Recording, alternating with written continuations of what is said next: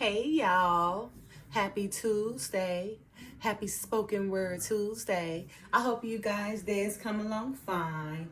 Anyway, you guys know on Tuesdays, I like to bring you the word, right? And earlier I read the short from 2nd Esdras chapter 1, verses 4 through 6, one that was removed from the Bible. Just telling you, how, that the father had, brought Israel out of bondage, right? By way of splitting the Red Sea using his servant Moses, right? But, although he brought Israel out of bondage, under the bondage of Egypt, Israel forsook the father's laws, increasing the sins of their ancestors, right? And because of that, the father decided to allow Israel to roam through the wilderness for 40 years, by guidance of Moses, the servant, who also never made it to the promised land because he hit that rock and kind of like went against what the father asked him to do. But anyway, he allowed Israel to roam through the wilderness for 40 years until that generation died off, right? Until he can create another generation so who could follow his laws, right? But as you guys see right now, today, Israel, is still, seeking other gods, right? Other idols, and upholding Gentiles laws and everything, strange gods. So that's what the father mean when he was, sending Esdras, right, to let the people know, and here we go. Again, this is the short I read from 2nd Esdras chapter 1 verses 4 through 6 earlier today. Verse 4. And the word of the Lord came unto me, saying, Go thy way and shew my people their sinful deeds and their children their wickedness, which they have done against me, that they may tell their children's children, because the sins of their fathers are increased in them, for they have forgotten me and offered unto strange gods. So that's just what he's telling you. That's what happened, when he brought them out of Egypt, when he split the Red Sea using the servant Moses, the children didn't listen. So he sent Esdras, who was a priest of the tribe of Levi, who dad was Aaron, and Aaron had Eleazar, and Eleazar had Esdras. So Esdras was the third generation right under Aaron. So it's Aaron, then his son Eleazar, and then Eleazar had Esdras. And Esdras had to come and tell Israel this, because that is forsaking the father's laws, okay? And this is in Apocrypha. All right, you guys, so I'm going to be reading out of the Apocrypha, one of the books removed from the Bible, 2nd Esdras chapter 1, okay?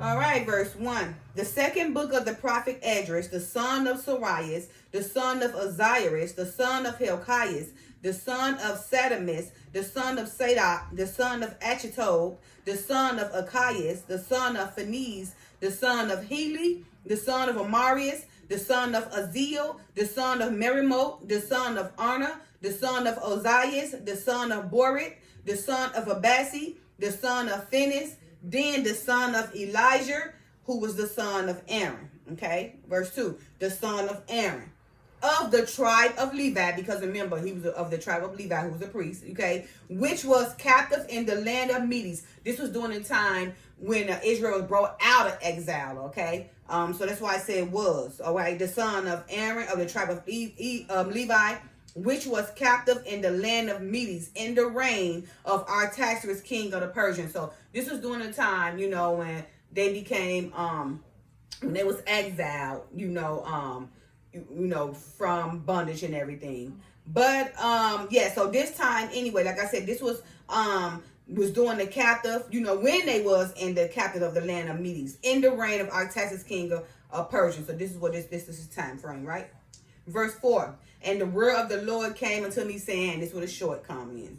Go thy way and shew my people their sinful deeds and their children their wickedness, which they have done against me, that they may tell their children's children, because the sins of their fathers are increased in them. For they have forgotten me and have offered unto strange gods. Okay, which is a short I read earlier, letting you know, He sent Esdras to tell him, because he did. You remember when Israel was, in bondage of Egypt, the Father used Moses by way of splitting the Red Sea just to free Israel. But what did Israel do? Israel decides to forsake the Father's laws and offer strange gods unto him. Remember that calf? They went and built that gold calf, you see, and he had destroyed it. Example, strange gods, right? They forsook the Father's laws and went to go increase the sins of their ancestors, right? Of their own fathers, right? Ancestors.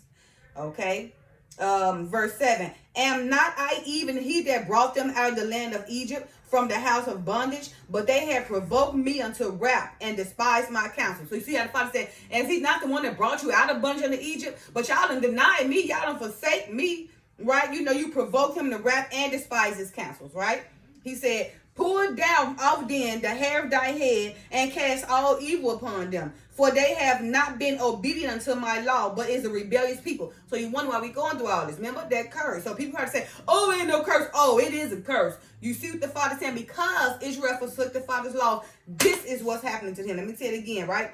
Pull down off then the hair of thy head and cast all evil upon them. For they have not been obedient unto my law, but it is a rebellious people. So he's looking at Israel as a rebellious people. Although Israel is the apple of the eye, they still rebellious, forsaking the laws, okay? This is why we're going through what we're going through now, okay? All right. Verse 9. How long shall I forbear them unto whom I have done so much good? He said he done all this good to Israel. They went to forsake his laws, done a man, offer strange gods unto him. So therefore, he put evil upon them, okay? Verse 10. Many kings have I destroyed for their sakes. Pharaoh with his servants and all his power have I smitten down. He said, many kings have I destroyed. Yeah, so remember Pharaoh Ramses was the Pharaoh that had Israel in bondage, right? I'm telling y'all, and this is a book called The Pillar of Egypt. Woo! It talks about the city of the sun, or Re, who's the capital, of the city of On. O-N is the capital of the city of the sun, or Re. It's the same thing. And that is of Egypt. If you guys go read this book, you hear Pharaoh Ramses say, oh yeah, Sealstrus was the prince of Tyre, and Sealstrus, who's the prince of Tyre, who's a Phoenician, was visiting, Egypt. Then Pharaoh Ramses, his mother was the queen. Queen Amidst was the queen then, but Pharaoh Ramses was the pharaoh during that time. And in this book, The Pillar of Egypt, oh my goodness, the Phoenician priest, Sealstrus asked Pharaoh, like, who is these people y'all got working for y'all, looking like Syrians? Because if you guys didn't know, Israel was Syrians, right? And Pharaoh was like, oh, these are the people, we got in bondage. They built our canals, our rivers, our lakes. We know they hereditary slaves into the Pharaoh. So Sealstrus was like, well, they sure look like Hebrews. He was like, yeah, they are Hebrews. Well, I explain that much more. So I'm trying to tell y'all, this book, The Pillar of Egypt, it explains the beautiful of Egypt. That's why he say, let's see, I want to go. Pharaoh with his servants and all his power have I smitten down. Egypt was the greatest thing ever. Nothing in the world compared to how Egypt was during the ancient times. They had intercolumns of, let's see how I can say this. Intercolumns of sphinx, pyramids. They had tall obelisks and monoliths and python. Oh my goodness. And they was using the arts of nature, like the flowers and the plants and everything. Just nature, not what man using. But it was so powerful. The sky shined down on Egypt, and it was just like, it was just beautiful. They had a crystalline sky. Everything was just elegant and royal, even the furniture. It was so powerful. No other land had none compared to Egypt. But because of what the pharaohs done in Egypt, the Father took all that power away. But if y'all do go read the book, The Pillar of Egypt, you guys can see the city of Sun, which is also Re, and the capital was the city of On, who was the capital of the city of Sun. But when I tell y'all, it was so beautiful and so powerful. They had the Sphinx and all that. Then they had these bodies aligned with human heads. They had all these intercolors of beautiful carvings. The couches made of ebony and animals. Nothing that we've never seen in our lifetime until the Father bring it back to restoration. So Egypt had it going on. And that's why the Father said, pull it down in here. Many kings have I destroyed for their sakes. Pharaoh with his servants and all his power have I smitten down. Egypt was brought down, and Egypt will never be prosperous again. It is written. Okay. Verse 11. All the nations have I destroyed before them, and in the east I have scattered the people of 2 provinces, even of Tyrus and Sidon, and have slain all their enemies. Speak thou before unto them, saying, Thus saith the Lord, I led you through the sea, and in the beginning gave you a large and safe passage. I gave you Moses for a leader and Aaron for a priest, right? So he's telling y'all he did all these things, but y'all forsook him, okay? Verse 14. I gave you light in a pillar of fire, and great wonders have I done among you. Yet have ye forgotten me, said the Lord. Thus said the Almighty Lord, the quails were as a token for you. I gave you tents for a safeguard. Nevertheless, ye murmured there, and triumph not in my name for the destruction of your enemies. But ever to this day do ye yet murmur. So he's telling you, he thus said the Almighty Lord, he gave them quails during the time when they was in the wilderness, that 40 days and 40 nights. Okay, the people wanted flesh, so he gave them quails. He gave them flesh, right? But they started wanting flesh even more, so he killed a lot of them, okay? And called it, I think, the city of Kerbajiat, because they wanted flesh so bad, which was quail. He gave it to them, right? He was telling them he gave y'all everything y'all want. Y'all still forsaking him. You still not satisfied. You still murmuring, right? Okay, that's why he said, Thus said Almighty Lord, the quails were as a token for you. I gave you tents for your safeguard. Nevertheless, ye murmured there. So he gave them tents and gave them everything, but they still murmured, just like they do today, okay? And they triumph not in my name for the destruction of your enemies, but ever to this day ye murmur. So they don't triumph and give the Father the glory for him bringing them out of Egypt, splitting the Red Sea, giving them quails, letting them walk on the clouds, clouds, was that clouds by the day, fire by night, guiding them and everything, but they never triumphed his mighty name, yet they still murmur to this day. Okay? Verse 17, where are the benefits that I have done for you? When ye were hungry and thirsty in the wilderness, did ye not cry unto me, saying, Why hast thou brought us into the wilderness to kill us? It had been better for us to have served the Egyptians than to die in the wilderness. See, all this, they still murmur, like he done all this stuff, they just don't get it, just like today. Verse 19, then had I pity upon your mournings, and gave you manna to eat, so ye did eat angels' bread. So yes, he gave them manna to eat, which is the angels' bread, right? And he also gave them quails, which was flesh, okay? Verse 20, when ye were thirsty, did I not cleave the rock, and waters flow out to your field? For the heat I covered you with the leaves of the tree. So he's telling y'all, when y'all was thirsty, he had Moses to strike the rock, right? So he can get them some water, so the waters flowed out to your field. And for the heat, he covered them with the leaves, right? He said 21, I divided among you a fruitful land. I cast out the Canaanites, the Perizzites, and the Philistines before you. What shall I yet do more for you, said the Lord? Thus said the Almighty Lord, when ye were in the wilderness, in the river of the Amorites, being athirst, and blaspheming my name, I gave you not fire for your blasphemy, but cast a tree in the water, and made the river sweet. So all this they doing to me, still he's doing so much. Y'all murmuring and going against him, and you crying out this and crying about that, and he took care of him. What you do? He took care of you guys, and what you do? You still forsook him. You still forsake them, and you still murmur, okay? And blaspheme his name, right? Verse 24, what should I do unto thee? You hear him now, right? What shall I do unto thee, O Jacob, thou Judah? Wouldest not obey me? I will turn me to other nations, and unto those will I give my name, that they may keep my statutes. Oh my goodness, now y'all see where Jerusalem come from over there in Israel, the Khazarites. He gave their name to another nation, right? And made us the strangers. So those Jews over there in Israel, they come from like the Russian already, the Khazarians, the Caucasians from Europe, right? Because the Jews didn't want to obey and part of Israel, what he do? He scared the whole Israel and gave all our gifts, all our power, all our might to the Jews, or the wannabe Jews, the Khazarians from Russia over there that's in Israel right now. Because remember, the Father said the Gentiles were trying Israel down, or Jerusalem down. And they already over there, so needing us going over there, we scattered.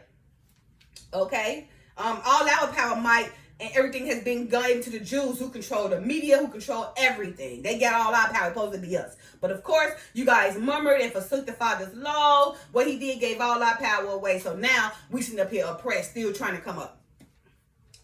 All right, so Let's read that again. What should I do unto thee, O Jacob, thou Judah? Wouldest not obey me? I will turn me to other nations, and unto those will I give my name, that they may keep my statutes. Okay? Verse 25.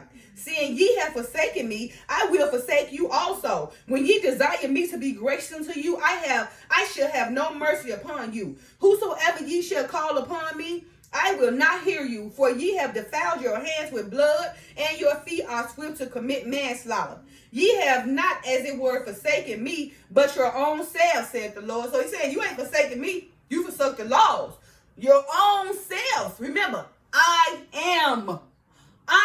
We are made in an image. We forsaken ourselves. We are the gods. Duh.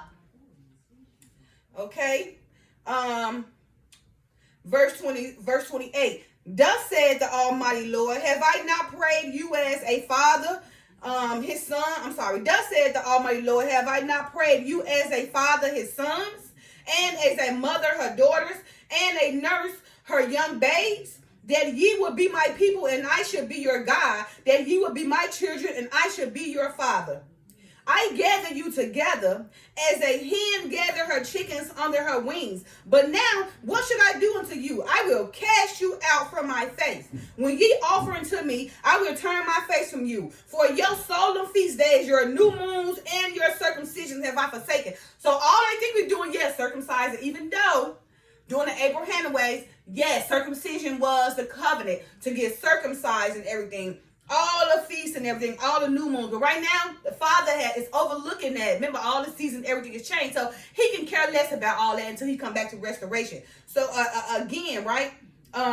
When ye offer to me, I will turn my face from you, right? When they offer to him their solemn feast days, their new moons, their circumcisions, he forsaken, right? Mm-hmm. Then the Father can be a terrible, angry God, okay? When you guys forsaking his laws, right? But he's very merciful, graceful, and had compassion on you too. And he's only going to let off on compassion. The only way he's going to let off compassion and come help you is when you get rid of them worldly desires that's keeping you from offering unto the Father strange gods. Okay? Let's see. Verse 32. I sent unto you my servant the prophets, whom ye have taken and slain, and torn their bodies in pieces, whose blood I will require of your hand, said the Lord. So yeah, remember the Father said he didn't come back to all the prophets really gotta die. They didn't kill so many of them. You got, they over there praying, up there in the heaven talking to God, still praying, when are you gonna relieve us? When are you gonna, free us? And then when you gonna relieve us? When you gonna go, avenge us? So he said that because these heathen and Gentiles and these other people went about and slaying so many of the Father's prophets, right? But he will require their hands, for the bloods of the prophets. It's not over. They think it's over, but it's coming. Okay? We already in it right now. The Big Bang just ain't happened yet, but it's coming. It's on its way. All right. Verse 33. Thus said the Almighty Lord, your house is desolate. I will cast you out as the wind doeth stubborn. We're definitely cast out and scattered. And your children shall not be fruitful, for they have despised my commandment and done the things that is evil before me. Your houses would I give to a people that shall come, which not having heard of me, yet shall believe me, to whom I have shewed no signs, yet they should do that I have commanded them. Okay, so it's telling you, giving all the stuff to another nation that's going to do as he commanded them, because we, Israel, forsake his laws. Okay, verse 36. They have seen no prophets, yet they should call their sins to remembrance and acknowledge them. Okay, he's talking about these people of the nation. I take to witness the grace of the peoples to come, whose little ones rejoice in gladness. And though they have not seen me with boldly eyes, yet in spirit they believe the thing that I say. So he's talking about another nation that no prophet even came to him, right? And read the word to him or prayed unto them. But he just, they see no prophets. They have, yet they still going to call their sins to remembrance, right? And acknowledge them, although they had no prophets, right? But they're still going to rejoice in gladness. And though they have not seen him with the boldly eyes, yet in their spirit, they still believe the things he say. Verse 38. And now, brother, behold what glory, and see the people that cometh from the east. Verse 39. Unto whom I will give for leaders Abraham, Isaac, and Jacob. Oseas, Amos, and Micaiah, Joel, Abdias, and Jonas, Nahum and Abakub, Sophonias, Agaius, Zachary, and Malachi, which is called also an angel of the Lord. Okay. If I'm not mistaken, maybe Malachi and Edra may be the same person, but I'll get back to you guys on that, okay? But let me read that again. Unto whom I give for leaders. These are the leaders the Father gave to us, right? Abraham, remember? Isaac and Jacob. Remember? Abraham, Isaac, and Jacob. And Osias, and Amos, and Micaiah, and Joel, and Abdias, and Jonas, right? And Nahum, and Abakuk, and Sophonias, and Aggius, and Zachary, and Malachi, which is called also an angel of the Lord. So Malachi was also called the angel of the Lord. Again, he could be Edra and Edris. All right, you guys. So I just read the second book of Edris, chapter 1.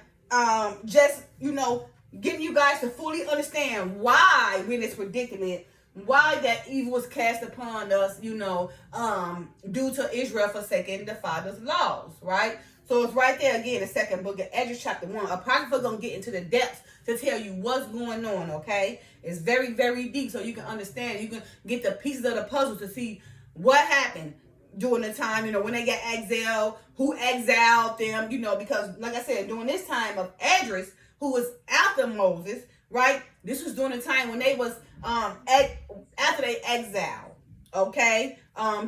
This was during the time under Artaxerxes, king of Persia, right? And then Darius came after to see him, I believe. Oh, Darius and then Artaxerxes. I'll have to look that again. All right, you guys, I hope I brought some clarity to you guys. I hope the lesson I'm doing is bringing you close to the Father, right? I hope I'm helping somebody. I can't save them all, but I'm literally trying to save one, okay? All right, you guys have a great Tuesday. Happy Spoken Word Tuesday. Love you guys. Bye. Peace.